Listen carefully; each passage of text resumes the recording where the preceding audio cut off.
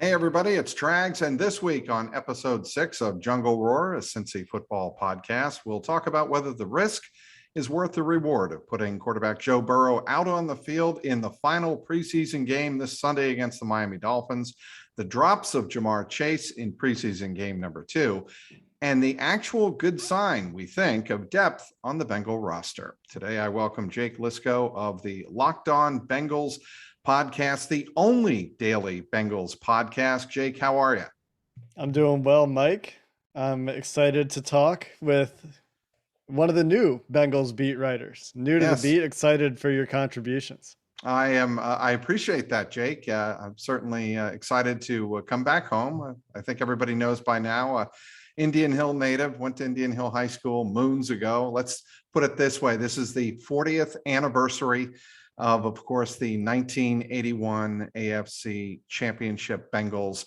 And I was in high school at Indian Hill at the time, a freshman, I might add, but I was in high school at the time. So certainly grew up with the tradition of great Bengals football from the 70s and 80s. And now with the opportunity after the last 25 years of talking about the New England Patriots, covering Tom Brady and Bill Belichick, getting the opportunity to talk Bengals is a new adventure, let's put it that way. And speaking of adventure, Jake, should Joe Burrow step on the field Sunday against the Miami Dolphins? Your take. Well, my position on this has always been that I don't think there's really any reason for it. I know he really would like to do it, and I guess that would be the reason. Like if it were me and Joe Burrow were coming to me and saying, "Hey, Jake, I want to play in this preseason game." Right. I don't think I could tell Joe Burrow no, because I just feel like doubting the guy or trying to go against the guy is kind of betting poorly at this point. He just the confidence is really something that's very easy for me to buy. It seems very well earned. At the same time, he's not asking me, and I don't have to tell him no. I can just opine about it from the outside, and it's still not worth it to me. Maybe if I felt better about the offensive line, I wouldn't mind sticking him out there for a series, letting him hand the ball off a couple times, and getting him out of there. Or sorry, not a couple series. It would be one series. That's Right. the most I would do. But So, no, I wouldn't do it. Let me ask you a question, Mike, in yes, please response. do. You covered Tom Brady for a very long time. Yes. People like to say that if Joe Burrow goes well, that Tom Brady is the upside. Would you play Tom Brady in this preseason game? In 2009, he did play in the preseason, and it was for the specific purpose of getting his timing down so that he could feel comfortable once he stepped back on the field for the 2009 season opener. I think it's the similar thing with Joe Burrow. I think the only reason Joe Burrow wants to step foot on that field on Sunday against Miami is to shake off whatever mental rust he has. This isn't about the physical rust, because I asked the head coach, Zach Taylor, on Sunday, whether or not he needs to see anything more from Joe Burrow or Trey Hopkins, for that matter, who would be presumably snapping him the ball on September 12th against the Vikings. Does he need to see anything more? And he said, absolutely not. We've seen everything we need to see from Joe to know that he's ready to play in a football game. Okay, well, that's good. So that's leaning towards the thinking that you're not going to let him play on Sunday against Miami. But then he adds in the fact that there are other voices in the room, like ownership, like Duke Tobin, obviously the director of player personnel for the Bengals. And it started me thinking, when he throws in the name or the group ownership, and he's obviously referring to Mike Brown and Katie Blackburn and Troy Blackburn, he's obviously referring to that group. They are averse to taking unnecessary risk with their number one asset. And when I started thinking about it in those terms, I'm like, well, this isn't the Patriots. This is an ownership group that wants to protect its asset and knows it's been burned in the past, by injuries in the preseason, namely to running backs. We all remember what happened. Help me with the Penn State running back. Kajana Carter. Kajana Carter. Also Kenny Irons. I mean, there are several. Chris Perry. Yep. The list goes on and on of running backs who have sustained injury in the preseason. I remember the Kajana Carter injury back into Silverdome, if I recall, on a terrible turf, and he ripped up his knee. But so the family has a history of seeing bad things happen in preseason games to highly regarded assets, which leads me to believe he's not going to play on Sunday. I just wonder how compelling he can be, because I think he can be very compelling. It's just a matter of, is Mike Brown, he recently moved on the Ring of Honor. His granddaughter, according to him, convinced him that it was the right thing to do. And it was Right. something that for a very, very long time fans wanted and were asking for, and he didn't seem to care. Does that mean that Mike Brown is less stubborn? Or does that just mean that his granddaughter is very persuasive? And she does have a very impressive resume to her credit, but so does Joe Burrow. Right. And Elizabeth, I actually talked to Elizabeth Blackburn at our media luncheon about that. And she said, well, I'm just trying to be the new fresh voice in the room, which I found those words very, very interesting. And I told her, I think, that is one of the things that I think fans are excited about. Rule the jungle. Yes, it's another slogan. Yes, it's another marketing campaign. The cynical Bengal fans are going to be like, well, it's great to put a new dress, but is it a new dress on, new makeup on, but are you putting it on a pig? And I am of the belief you're not. I think they are really trying to genuinely reshape the image of the franchise. And yes, Joe Burrow is the undisputed face of that franchise. And when you talk about a decision like Sunday, yes, a lot more goes into it than just football. And I understand that. But for Joe, if I want to keep Joe Burrow happy and I want him feeling the best possible way he can feel on September 12th when the games start counting, and if this team has the expressed desire of making a playoff run, then I want Joe Burrow to feel comfortable taking a step forward in the pocket and making a pass. One pass where he has to step up in the pocket and throw downfield. That's why Tom Brady played that preseason game in 2009. And that's why, if it were me, I would allow Joe Burrow to play one series, throw one or two passes, get rid of it quick, just to get that feel, go to the sideline and feel like, okay, I got that out of the way. Now I'm really, really ready. Now, I don't remember, but I feel like Tom Brady missed most of that year. Like his injury happened in week 4 or thereabouts. Wasn't it early? Tom Brady got hit by Bernard Pollard in the 2008 season opener. Okay, so and he missed and that was the Matt Castle year. That's when Matt Castle earned his contract with Kansas City, or with Minnesota, I believe it was. I got to go back and look, but it was early in the year. And do you recall, was it ACL plus other stuff, or was it clean ACL? It was ACL plus the MCL. Okay, so there's a few things there, right? One is a much longer recovery. So one of the points that I've made when discussing whether or not I would be comfortable putting Joe Burrow out there is there are a lot of studies that indicate that the risk of re-injury in return to sport in athletes drops significantly every month you get from surgery until 9 months. And the season opener is roughly 9 months after the surgery. So from that perspective, from the risk aversion perspective that I think Bengals ownership shares, I'm looking at these studies that exist and I'm thinking, okay, yes, he's done all the strengthening. He's done the right thing in rehab, but there are these studies that say we should maybe wait until 9 months, because after 9 months, there's no more significant increase in reduction of re-injury. So there's that weighing in my mind. And then when you compare the injuries, Brady and Burrow, different injuries, we think there was additional damage in addition to the 2 ligaments, and the timing of it is quite different, right?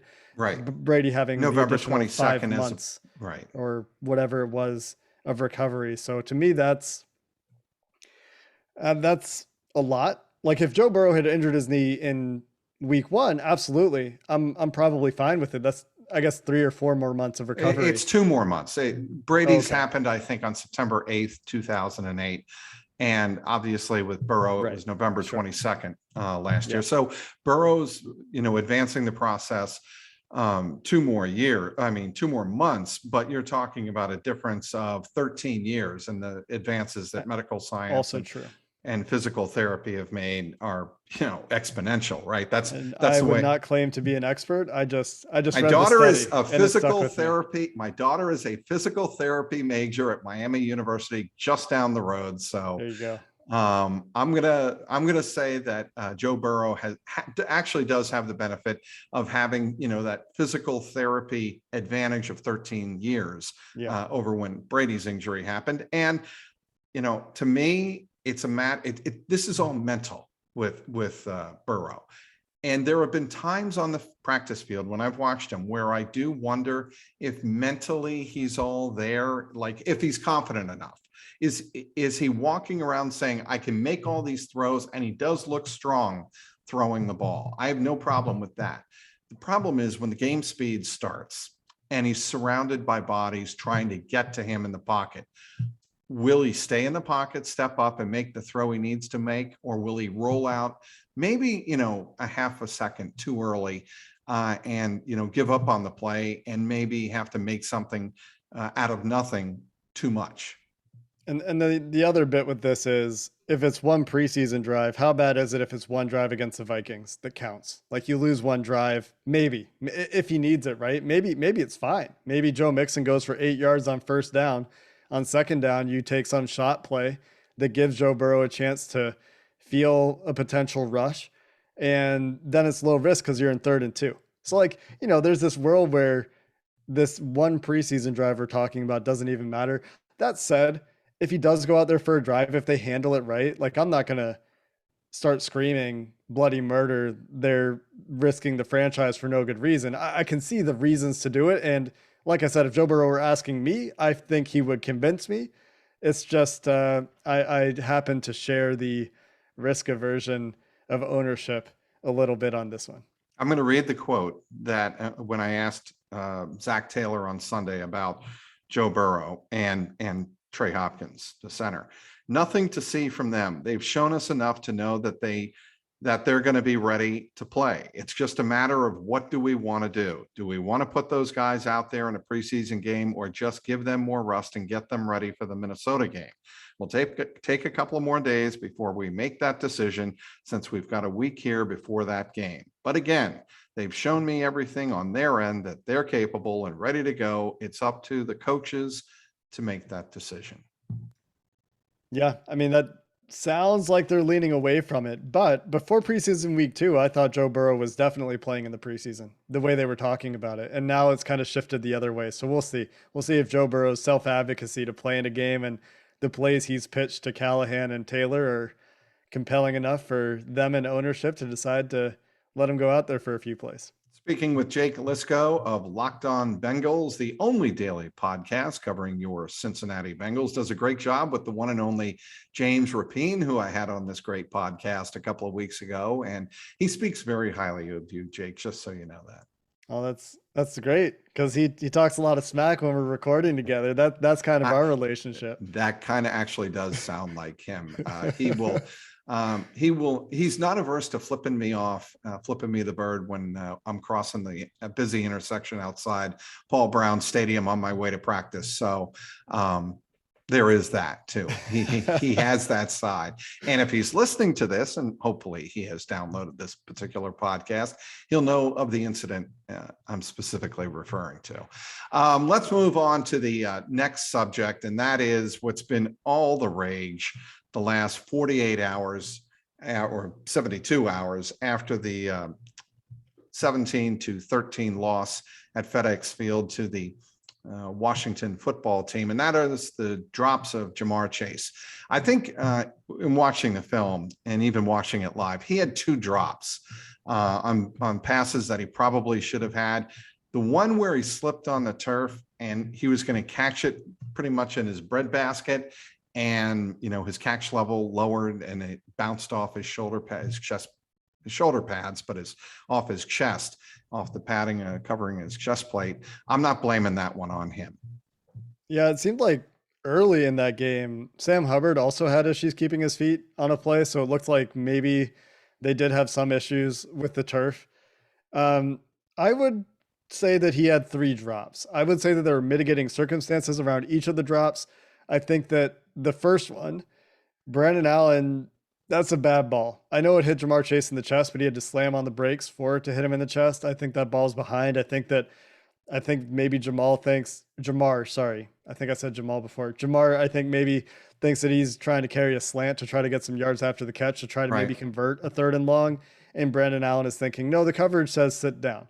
And I don't know if there's a choice on that route or not for Jamar Chase, but that was what it looked like. It looked like he's trying to stop and then redirect to try to still get some yards after catch on a ball that goes somewhere he's not expecting it to. The second one is an absolute hospital ball. So, yes, Yes. Jamar Chase should catch that football. Absolutely should catch that football, but he's going to get laid out. And that's a business decision. You know, you like to see him catch that pass, especially in a regular season game. I would also like to see Brandon Allen not throw that ball, uh, or figure I out did a way not to. think, yeah, we're going to go off the rails here a little bit. I did not think Brandon Allen had one of his finer games at He was all. he was bad. No, Like he was. He one was of the bad. worst games I've seen from him. And I thought he was good enough last year to be the backup. I was very comfortable. I'm on record saying, Hmm. don't go get another quarterback. Brandon Allen's fine. He was not good in this game. He was not accurate. I don't think his decision making was particularly good on the last one. I'm much less concerned with the drop itself. And I've said this several times in several places, I guess. So I guess I'm a broken record a little bit, but less concerned with the drop itself than the way he gets off the press. This is I think a fourth round pick, Benjamin St. Juste out of Minnesota, who I actually really liked in this year's draft, but not one of Washington's starting corners. And it's a good jam. And Jamar loses his balance coming off of the jam. And so I'm more concerned with let's figure out a way to defeat the press a little bit more cleanly, a little bit more efficiently, so we get out of the break more quickly. You can see Brandon Allen, if you watch him on the play, kind of hesitate, kind of hitch. The ball, he has to hold it a little bit longer than he wants to because Jamar doesn't get out of the press fast enough. And so the timing is off and the ball placement is okay. Again, Jamar Chase should have caught the ball. All three of these are drops. But again, there's some mitigating factors here, in my opinion. And again, in this one in particular, more concerned about balance coming off the press and just beat the press more cleanly. And then we don't have this issue at all. You're probably catching that ball and getting the first down.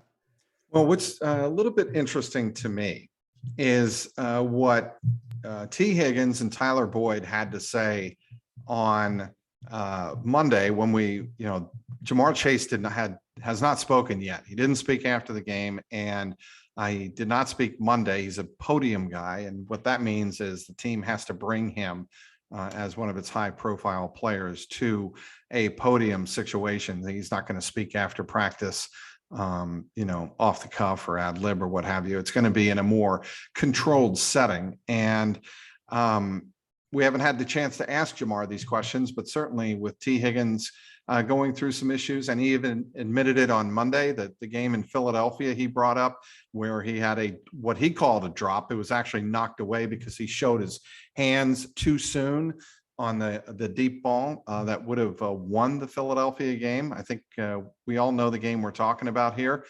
We all know that pass. It came up Monday, and what was interesting to me as I ramble here is both T and Tyler said, look, we know that he is a talented player, but he has got to focus on himself, not listen to the outside noise, and focus on what he can do.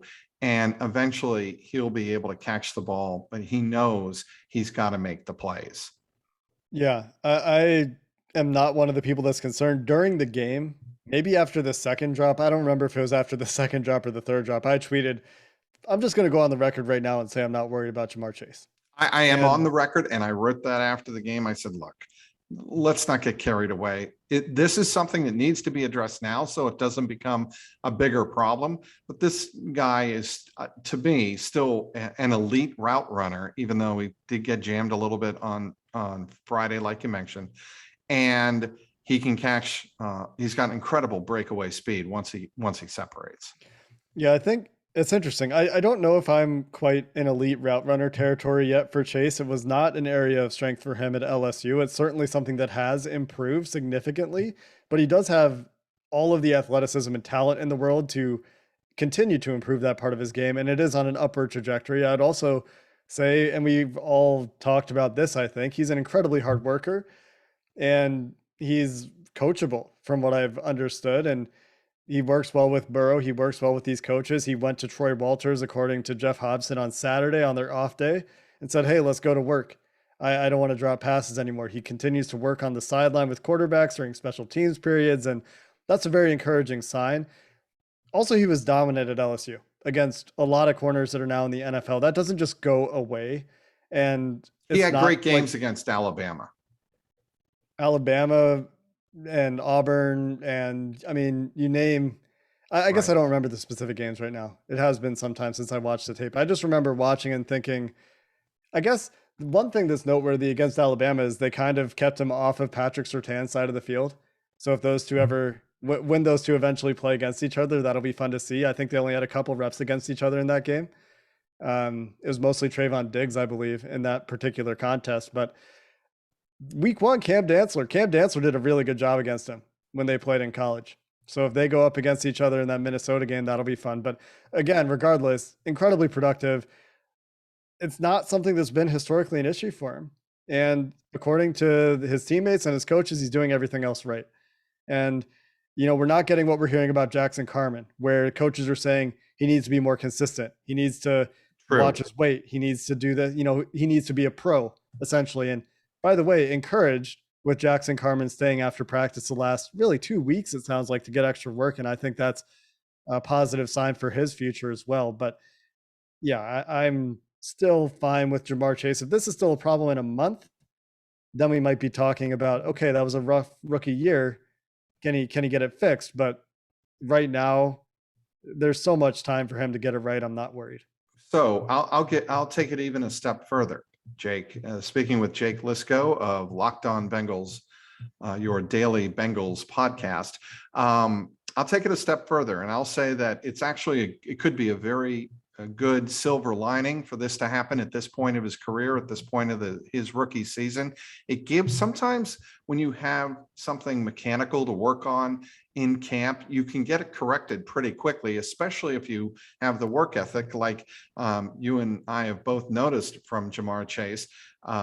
If you have that work ethic, and it can actually become a strength, you can be more cognizant and focused when the ball comes to you to make sure that you have proper hand techniques to grab the ball. For instance, on Monday, I was taking some video, and I noticed in the back of the end zone route, it was a red zone 7-on-7 drill, kind of menial in terms of its significance in the whole scale of practice. But on a throw over the middle from Joe Burrow, it was a dart. The ball got halfway through his hands. He gripped it, had the presence to hold on to the ball, bring it into his body, get both feet down just in the back of the end zone. And I'm like, that's a little thing, but that is the kind of throw. It was a dart from Burrow. That is the kind of thing that can build a lot of confidence. And to me, and to a lot of people who have watched football and watched rookies at the NFL level, confidence is everything. And he shouldn't be lacking for it. And I don't know that he is. I think he's in his head a little bit. You could kind of tell when, if you go slow it down, you look at the pictures of the drops, you look at how he played those drops, you could tell he's in his head a little bit. And, we'll see if it continues. I bet they dial up a couple of targets for him against Miami while he's in the game. Sure. You can probably count on that.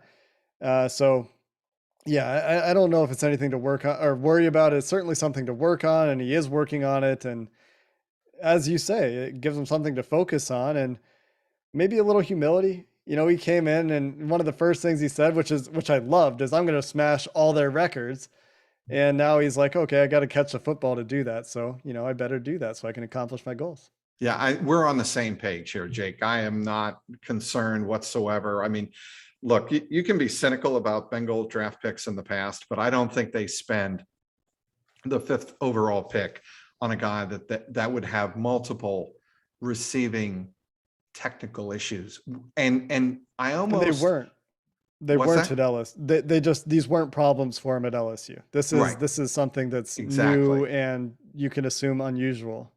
And I don't know about you, but I'm blessed to have a lot of hair on my head. I almost pulled half of it out when I heard the comparison to John Ross.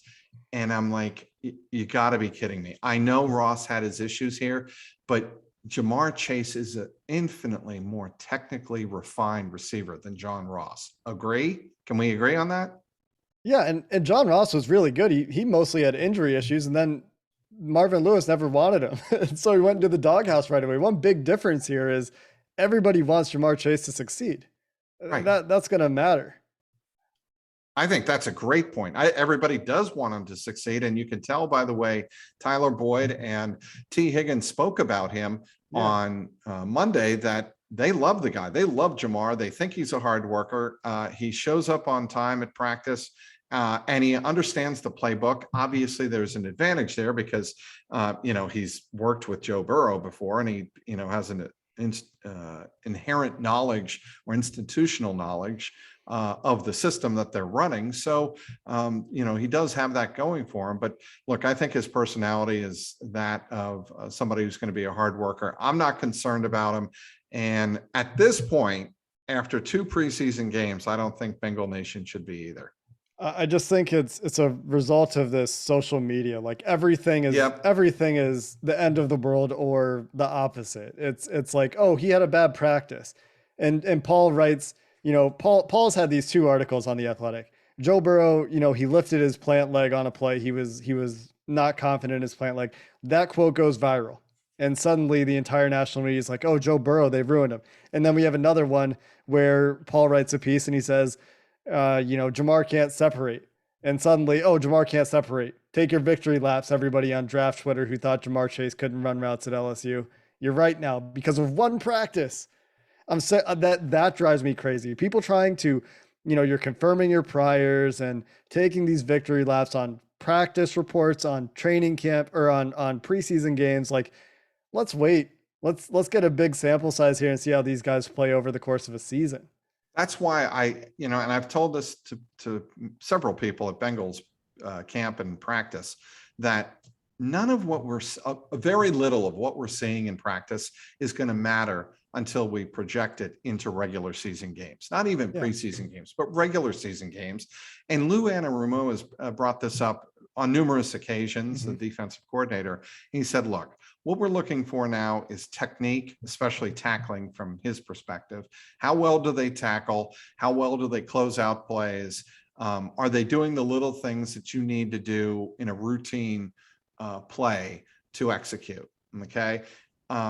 Once the games start and you have a lot of this elite skill being schemed both for and against, like if you're Brian Callahan and Zach Taylor, how are we going to use Jamar Chase? How are we going to use T. Higgins, who I love? I think he's had a great camp. I think he has looked very good, very strong in both preseason games. And how are we going to use Tyler Boyd? These are 3 great weapons along with Joe Mixon. Until these games, the regular season games start, we're not going to know all of those answers.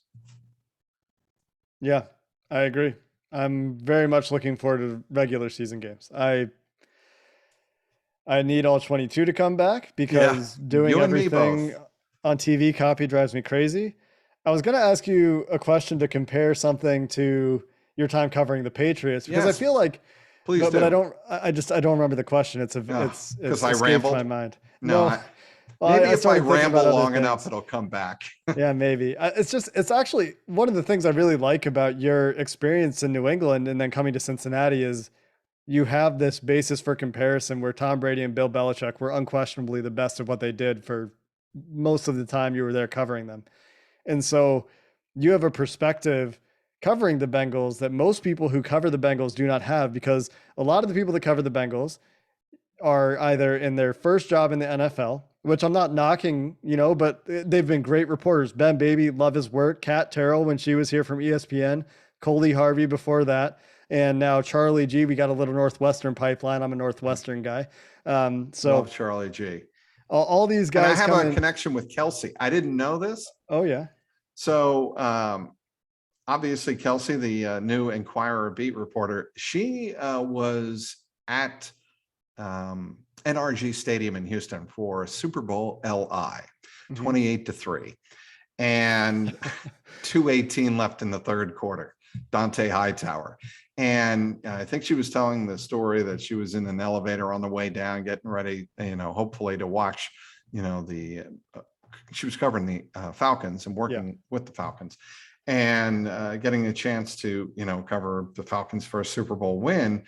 And then the Hightower strip sack happened. And then Dan Quinn kind of forgot what to do when you're up by 5 points inside field goal territory. You don't drop Matt Ryan back twice to throw a football. And it all went wrong. It all went sideways. And I tell people this all the time. That single game was the hardest game I've ever had to write, because everything turned on a dime. And it turned on a dime in a Super Bowl that became the first Super Bowl to go to overtime. And there were so many spinning parts that you really had to focus on slowing everything down when everything was a hurricane around you. And that's the one thing that I think I learned when you mentioned perspective of covering Brady and Belichick. You learned at the end of games to slow things down. Be very careful of what you're watching. Be very detailed. Yes, you need to write, but you need to watch what's going on as much as you possibly can. Because if you get lost in your story, you'll miss what's actually going on in the game and why, the last 5 minutes of the game changes the whole context to your story. And I learned that. And, I also learned that lesson. The second hardest game I ever wrote was Super Bowl 49. Go, Malcolm, go. Malcolm, go. And that, of course, was the Russell Wilson pick by Malcolm Butler at the 1 yard line. And that was also a harried finish with the scrum in the end zone, the Gronkowski fight with, I forget who it was, the linebacker for Seattle in the end zone that delayed everything. It was just chaos, and working my way down, because by that time we knew the Patriots were going to win and whatnot, but just working your way down, trying to keep your eye on what was going on in the end zone. It was just chaotic. But my whole point here is covering the Patriots. There was always something going on for a team that loved to control the narrative all the time.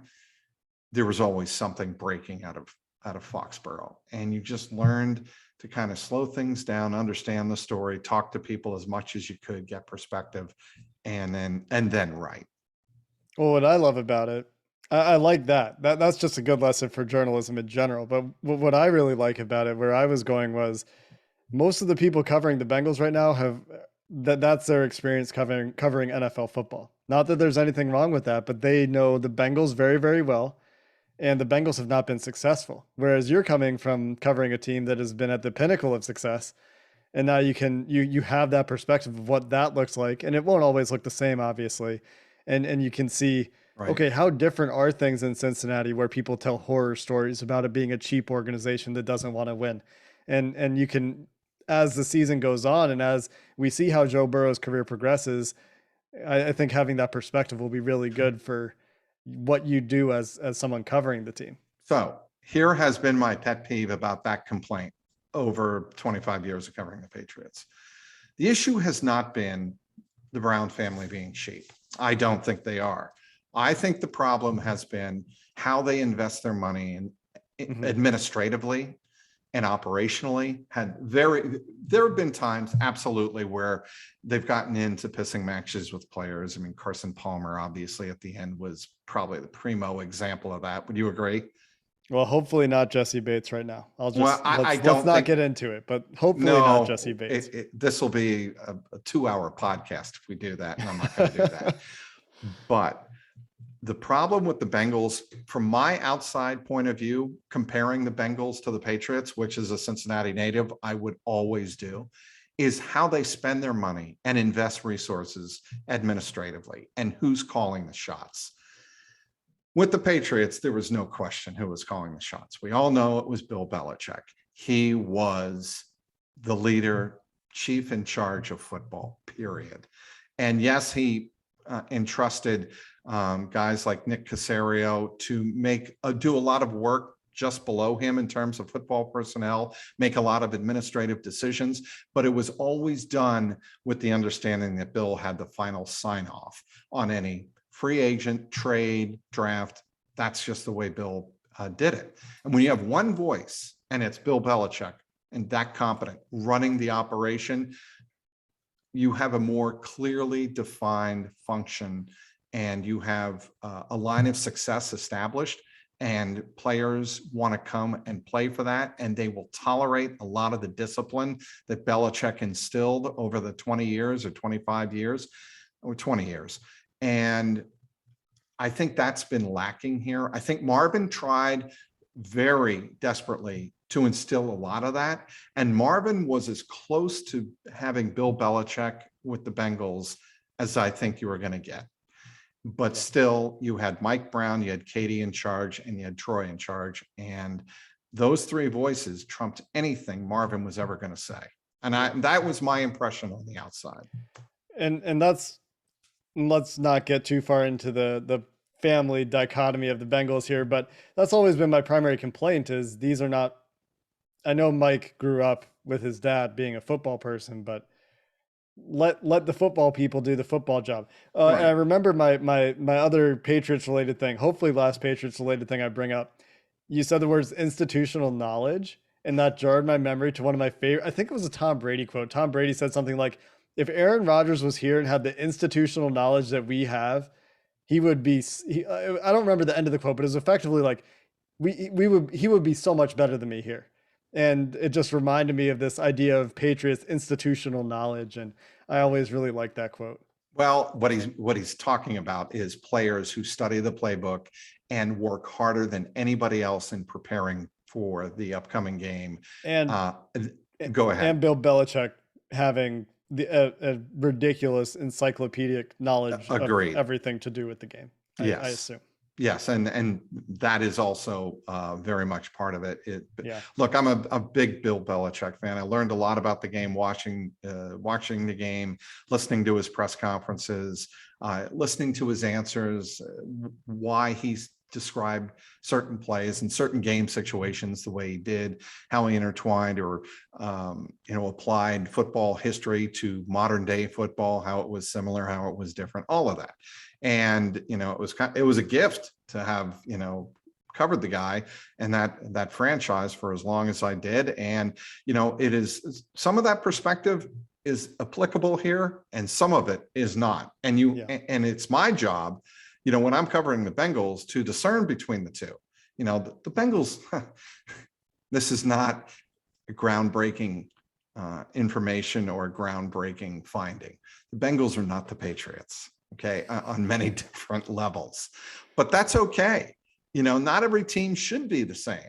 And do I think, people ask me this all the time, do I think the Bengals can be successful? Do I think they can ever win a Super Bowl? Yes, I do. I firmly believe that. It would be different. It'd be like Andy Reid. Nobody ever thought that Andy Reid, the guy who could never manage a 2-minute drill, couldn't manage the clock at the end of games. He eventually won a Super Bowl. I do think that eventually the Bengals, if they build up the right amount of roster in the right places, they are capable of competing for and winning a Super Bowl. Yeah, that'd be great. It would be different than the Patriots. I agree with that. You know how Bill Belichick used to do the film sessions where he would actually break down game tape? I don't know if he still does it. But I had the opportunity to talk with Zach Taylor before they drafted Joe Burrow. Emily let us interview Zach the day before the draft that year. And I brought it up. I was like, hey, you know how Bill Belichick does these? I asked him about two other coaches. First, I asked him, Pete Carroll does the draft clues. And I think he thought I was trying to get him to tell me who he was picking. But really, I just wanted to get his opinion on what he thought of Pete Carroll's weird draft clues, because I think that's insane that Carroll does that. And then I brought up, hey, you know how Bill Belichick does film breakdowns? You should do that. I don't know if he said he used to do it for Miami, actually. But he always had to worry about making a fool of himself because they had to change the terminology to not give away their terminology. And obviously it hasn't happened for the Bengals, but I would still love to see them do that. Yeah, I got to tell you, when I hear stories like that, I get overwhelmed. I am like, oh my God, I can't even imagine.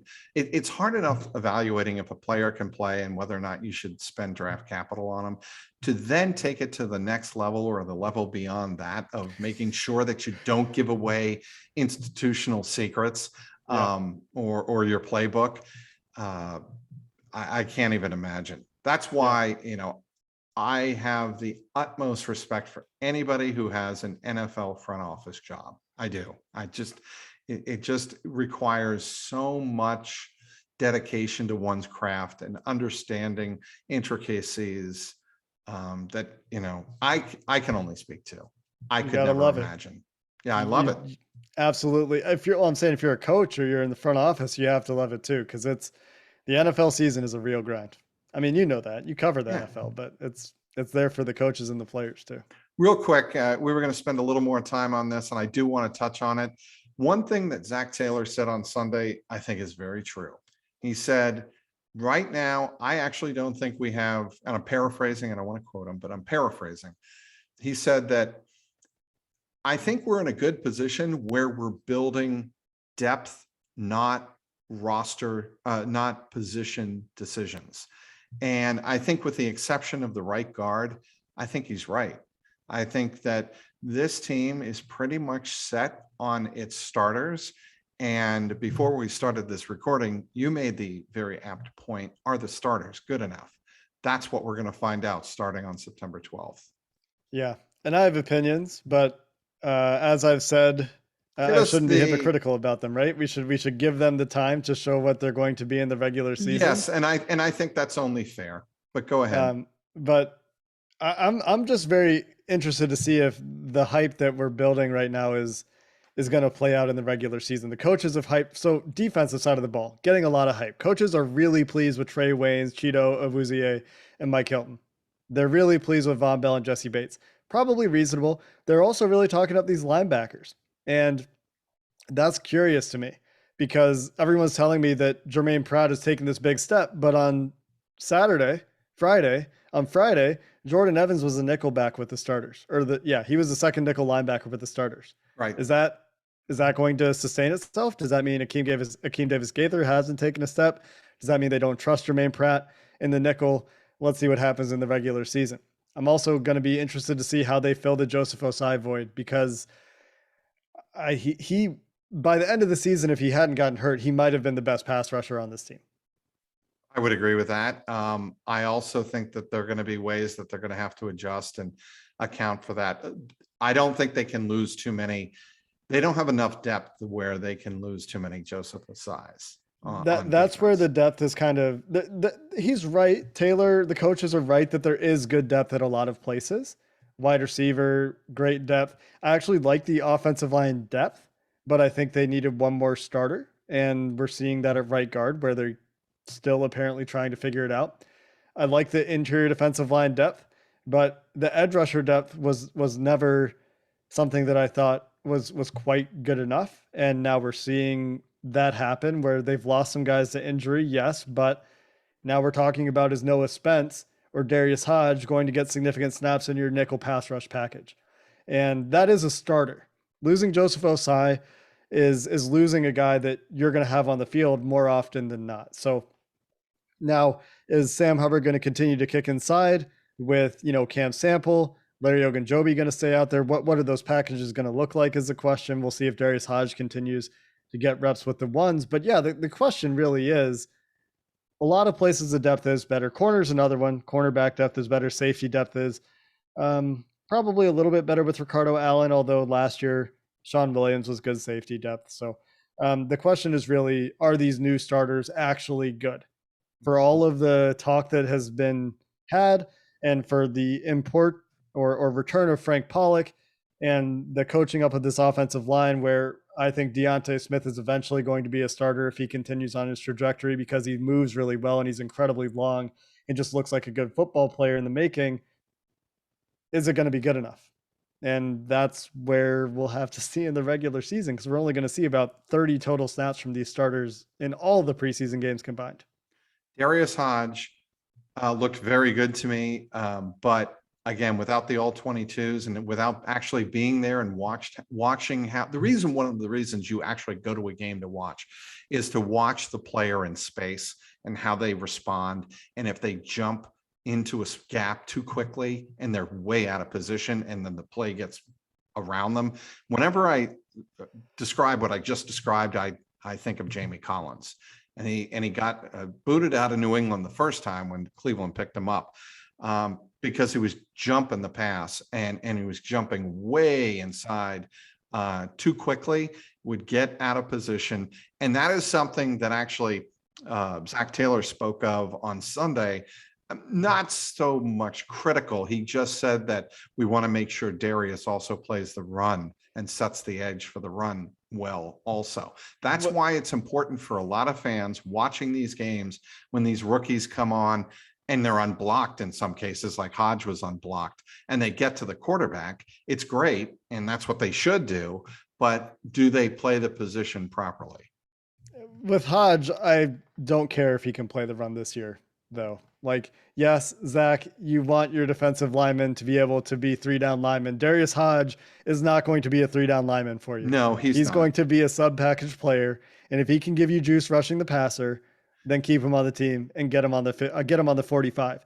But he's also going against mostly backups. Like his reps against the starters, he got stonewalled once when he was in for one of the starting nickel rush packages against the Washington football team, and the other time he was unblocked. He did have some wins against the backups, which is great, and there is some clear burst and some clear talent there, but I mean, I guess I like Darius Hodge, and if he can give them something, and I think he does give them something that now that Joseph Osai is hurt, they don't have. I think that he should make the team, but I'm not as excited for him as Bengals fans are, where, people are in my replies on Twitter saying, Darius Hodge can replace Joseph Osai maybe. And I'm like, no, dude, those are different players. Right. Those are And different players. they are, and I'll grant you that. And you watch, I respect your work quite a bit, Thank Jake. you. And you watch a lot more film than I do. You remind me of my colleague Evan Lazar at CLNS Media in Boston. He watched a ton of film, and he was the one who he was giving me a little grief on I think it was Sunday after this past Sunday about Jamar Chase, and he said, I kind of told you about Jamar. And I'm like, please, he's still an elite receiver, dude. And he's like, yeah, I know, I'm just giving you shit.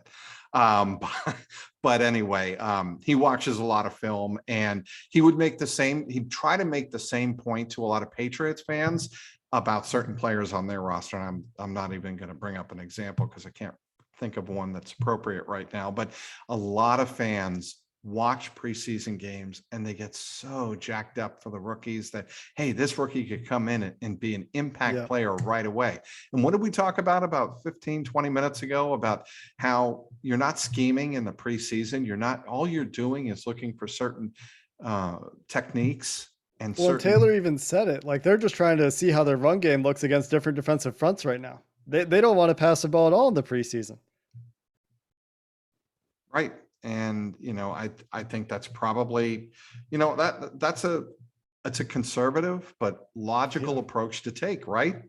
Well, they do have not entirely new, but it is a pretty different run game. Like they were doing a lot of zone stuff, but they're doing wide zones. And my concern, a quick aside here, Jake, is one of my concerns about the outside run that I've seen in camp. I don't know if their line is athletic enough to get outside and do enough. I absolutely Jonah Williams is. I'm not concerned. Anybody who watched the Tampa game knows, the ability for him to get onto the numbers and block, a defensive back.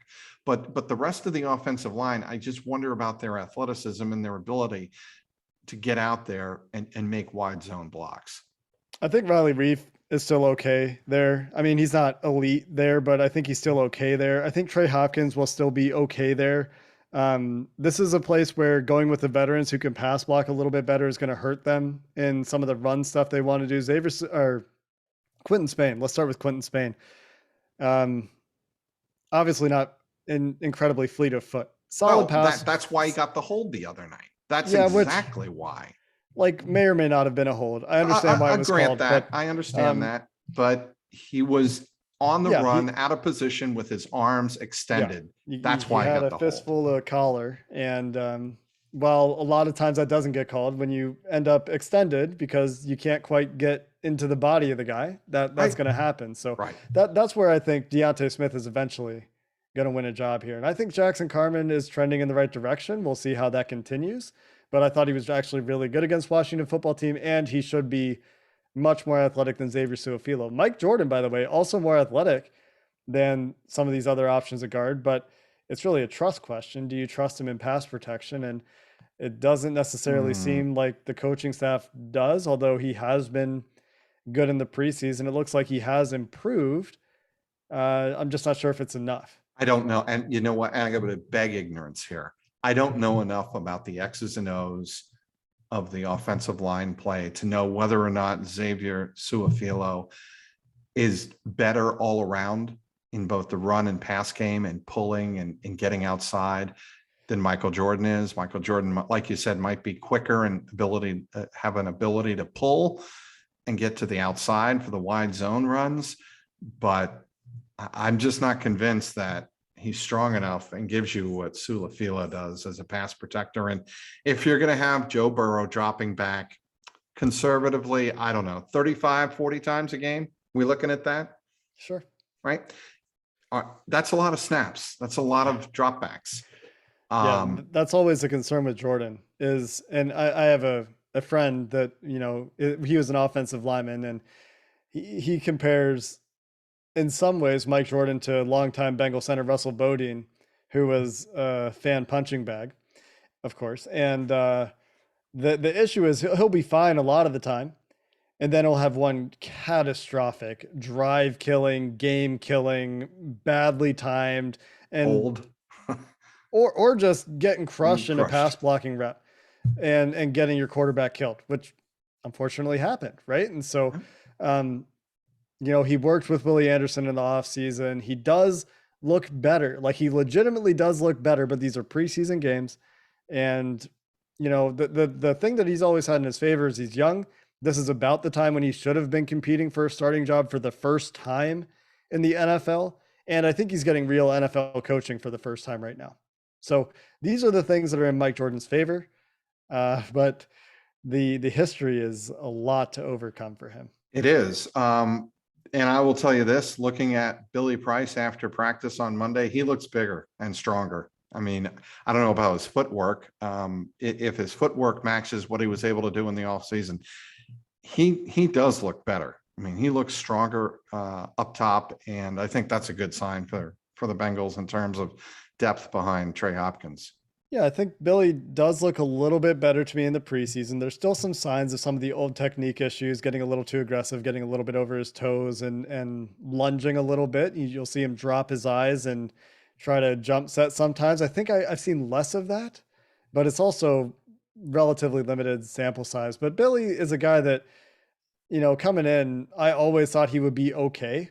I didn't love the pick. Frank Ragnow was notably picked one pick earlier, and the Bengals did want him, we all believe. But I always thought he'd be okay. Not really what we've seen from him, and he's always been incredibly strong. So if he looks stronger, then that's certainly a good sign. We've touched on quite a bit, and I really do appreciate your time, Jake. We've gone about 30 minutes over what I told you we were going to be, but that's what happens when you get two guys talking Bengals that are very emotionally and professionally vested, shall we say, in said Stripes franchise.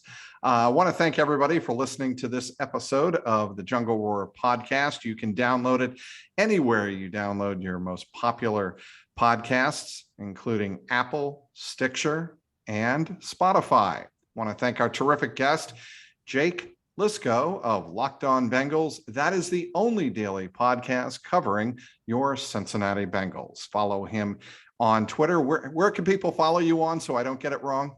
Yeah, it's just at Jake Liscow. Easy enough. And all one word, Liscow, correct? That's right. Yep, nailed it. All right, Jake. Thanks so much. For Jake Liscow, I'm Mike Petralia. Keep that jungle roar.